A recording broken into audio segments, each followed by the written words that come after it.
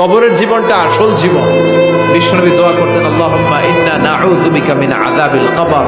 আল্লাহ, আমি আপনার কাছে কবরের আযাব থেকে পানাহ চাই, কবরের আযাব থেকে বাঁচতে চাই। এই কবরের মধ্যে অনেক ফিতনা হবে, অনেক সুয়াল হবে। কবরে প্রশ্ন আছে না নাই? কথা বলেন। প্রথম প্রশ্ন জিজ্ঞেস করা হবে, মার রব্বুক, তোমার রব কে? বলেন, আমাদের রব কে? ওয়া মা দীনুক, তোমার ধর্ম কি?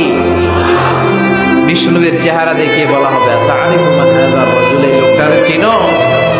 আমরা কি বলবো? আমরা চিনি, উনি আমাদের প্রিয় রাসূল মুহাম্মদুর রাসূলুল্লাহ সাল্লাল্লাহু আলাইহি ওয়াসাল্লাম।